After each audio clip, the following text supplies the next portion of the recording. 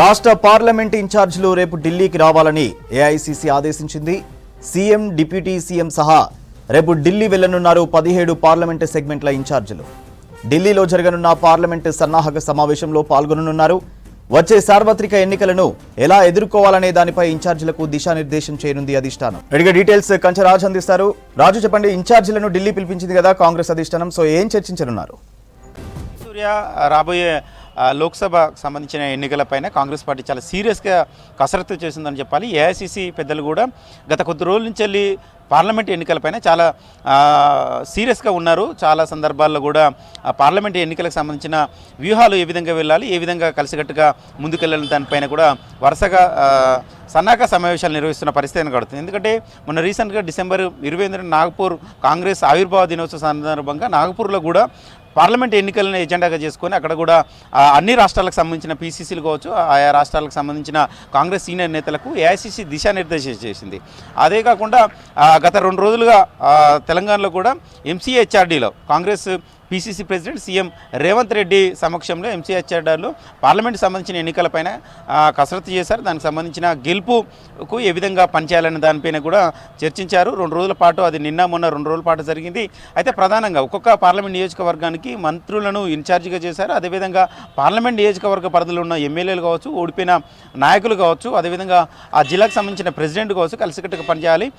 తెలంగాణలో మొత్తం 17 పార్లమెంట్ స్థానాలు ఉన్నాయి. 17 పార్లమెంట్ స్థానాలలో ఎంఐఎం పార్లమెంటు హైదరాబాదు మినహాయిస్తే 16 పార్లమెంట్ స్థానాల్లో చాలా సీరియస్గా పనిచేసి 10కి పైగా స్థానాలను కైవసం చేసుకోవాలనేది కాంగ్రెస్ పార్టీ తెలంగాణలో భావిస్తున్నది. అయితే దానికి సంబంధించిన కసరత్తు చేసింది. ఇక రేపు తెలంగాణకు సంబంధించిన నేతలను కూడా ఢిల్లీకి అధిష్టానం పిలిచింది. రేపు ఉదయం పీసీసీ చీఫ్, అదేవిధంగా సీఎం రేవంత్ రెడ్డితో పాటు డిప్యూటీ సీఎం బట్టి విక్రమార్కతో పాటు ఇన్ఛార్జ్ తెలంగాణ రాష్ట్ర వ్యవహారాల ఇన్ఛార్జ్ దీపదాస్ మున్షి, అదేవిధంగా పార్లమెంట్ నియోజకవర్గాలకు ఇన్ఛార్జీలుగా ఉన్న మంత్రులు కూడా రేపు ఢిల్లీ వెళ్ళున్నారు. రేపు ఢిల్లీ పెద్దలతోని భేటీ కానున్నారు. ఎందుకంటే ఇప్పటివరకు ఇక్కడ చేసిన సమీక్ష సమావేశాలు కావచ్చు, ఇక్కడ ఉన్న గెలుపు ఓటములకు సంబంధించిన కావచ్చు, ఎన్ని సీట్లు గెలిచే అవకాశం ఉంటుందని దానికి సంబంధించిన ఇప్పటికే కాంగ్రెస్ పార్టీకి సంబంధించిన తెలంగాణ కాంగ్రెస్ సంబంధించిన నేతలు ఒక రిపోర్ట్ తయారు చేశారు. ఏ నియోజకవర్గాల్లో సానుకూలమైన వాతావరణం ఉంది, ఏ నియోజకవర్గాల్లో ప్రతికూలమైన వాతావరణం ఉంది, దానిలో ఆ నియోజకవర్గాలలో అవలంబించాల్సిన వ్యూహాలు ఏంటిది, ఎలాంటి ఎత్తుగడలతో ముందుకెళ్లాలని దానిపైన కూడా చర్చించే అవకాశం ఉంది. ఇప్పటికే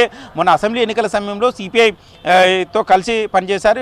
మరొక వైపు కోదండరాం జనసమితితో కూడా కలిసి పనిచేశారు. ఇక సిపిఎం కూడా వచ్చే పార్లమెంట్ ఎన్నికల్లో కలిసి పనిచేయడానికి, కలిసి పోటీ చేయడానికి కూడా వాళ్ళు కూడా సుముఖత వ్యక్తం చేశారు. సో ఇలాంటి నేపథ్యంలో అన్ని పార్లమెంటు పరిధిలో ఉన్న నేతలతో కావచ్చు, ఆయా పార్టీలకు సంబంధించిన నేతలతో కావచ్చు, ఏ విధంగా సమన్వయం చేసుకోవాలని దానిపైన కూడా ఒక ఎక్సర్సైజ్ అయితే చేశారు. సో దానికి సంబంధించిన రిపోర్ట్ను అంతా రేపు ఢిల్లీ పెద్దలకు వివరించే అవకాశం అయితే కనబడుతుంది. PCC chief CM Revanth Reddy ఆధ్వర్యంలో రాష్ట్ర స్థాయికి సంబంధించిన నేతలు, అదేవిధంగా మంత్రులు అంతా రేపు ఢిల్లీ వెళ్ళి ఏఐసీసీ పెద్దలను కూడా కలిసే అవకాశం ఉంటుంది. ఏఐసీసీలో పార్లమెంటు సన్నాహక సమావేశాలకు సంబంధించిన చర్చలో పాల్గొంటారు. అన్ని రాష్ట్రాలకు సంబంధించిన, దేశవ్యాప్తంగా అన్ని రాష్ట్రాలకు సంబంధించిన నేతలతో రేపు భేటీ అయ్యే అవకాశం ఉన్నట్లు తెలుస్తుంది. దానికి అందులో భాగంగానే తెలంగాణకు సంబంధించిన నేతలు రేపు ఢిల్లీకి వెళ్తున్నారు. తెలంగాణలో ఎన్ని సీట్లు వచ్చే అవకాశం ఉంటుంది, ఎక్కడ ఎలాంటి ఎత్తుగడలతో ముందుకెళ్ళాలి, ఎలాంటి వాతావరణం ఉన్నదనేది రేపు ఢిల్లీ పెద్దలకు వివరించే అవకాశం అయితే కనబడుతుంది. ఇప్పటికే కొంతమంది ఆశావాలు, చాలామంది నేతలు వచ్చే పార్లమెంట్ ఎన్నికల్లో పోటీ చేయడానికి చాలామంది నేతలు ఇంట్రెస్ట్ చూపుతున్నారు. వాళ్ళ జాబితాలను కూడా PCC chief CM Revanth Reddy దగ్గర ఉన్నట్లు తెలిసింది. దానిపైన ఇప్పటికే గ్రౌండ్ లెవెల్లో కూడా వాళ్ళకి సంబంధించిన గెలుపు ఓటములు కావచ్చు, వాళ్ళ బలాబలాల పైన సమాచారం తెలుసుకున్నారు. సో వాటికి సంబంధించిన రిపోర్ట్ కూడా రేపు ఢిల్లీ పెద్దల నోటీసులో పెట్టే అవకాశం అయితే కనబడుతుంది. ఎందుకంటే కొన్ని నియోజకవర్గాల్లో బలమైన నాయకులు ఉన్నారు, కొన్ని నియోజకవర్గాల్లో చాలామంది ఆశావాళ్ళు ఉన్నారు, కానీ వాళ్ళు గెలిచే అవకాశాలు లేవు. సో అలాంటి నియోజకవర్గాలలో కొత్త అభ్యర్థులను కావచ్చు, లేకపోతే ఇతర పార్టీకి సంబంధించిన నేతలను బరిలోకి దింపుతారా, లేకపోతే కొంతమంది ఎన్ఆర్ఐలు కూడా ఈసారి లోక్సభ ఎన్నికల్లో పోటీ చేయడానికి ఇంట్రెస్ట్ చూపుతారు. మొన్న రీసెంట్గా అసెంబ్లీ ఎన్నికల సమయంలో కూడా చాలామంది ఎన్ఆర్ఐలు పోటీ పడ్డారు, కొంతమందికి టికెట్ ఇచ్చారు.